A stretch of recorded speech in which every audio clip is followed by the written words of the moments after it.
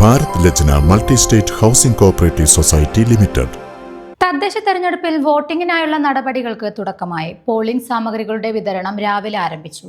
മലപ്പുറം ബ്ലോക്കിന് കീഴിലെ തെരഞ്ഞെടുപ്പിന്റെ വോട്ടിംഗിനായുള്ള സാമഗ്രികൾ മലപ്പുറം ഗവൺമെന്റ് കോളേജിലാണ് വിതരണം ചെയ്തത്.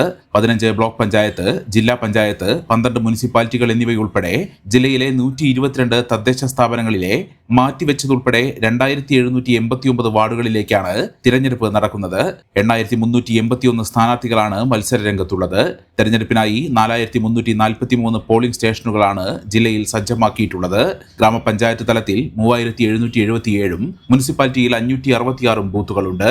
203 ലൊക്കേഷനുകളിലായി 295 ബൂത്തുകളിൽ വെബ്കാസ്റ്റിംഗും ഏർപ്പെടുത്തിയിട്ടുണ്ട്. 277 സെൻസിറ്റീവ്, 18 ഹൈപ്പർ സെൻസിറ്റീവ് ബൂത്തുകളിലാണിത്. പൂർണ്ണമായും വോട്ടിംഗ് യന്ത്രങ്ങൾ ഉപയോഗിച്ചാണ് വോട്ടെടുപ്പ്. 15260 ബാലറ്റ് യൂണിറ്റുകളും 5600 കൺട്രോൾ യൂണിറ്റുമാണ് ജില്ലയിൽ ഉപയോഗിക്കുന്നത്. ഗ്രാമപഞ്ചായത്ത് തലത്തിൽ 14490 ബാലറ്റ് യൂണിറ്റുകളും 4830 കൺട്രോൾ യൂണിറ്റുകളും, മുനിസിപ്പാലിറ്റിയിൽ 770 വീതം കൺട്രോൾ ബാലറ്റ് യൂണിറ്റുകളും ഉപയോഗിക്കും. നഗരസഭയിൽ 1 ഗ്രാമപഞ്ചായത്തിൽ 3 ബാലറ്റ് യൂണിറ്റുകളാണ് ഉപയോഗിക്കുക. The Kottakkal Cooperative Urban Bank Limited, Head Office, Kottakkal. Phone 0483-274-2246.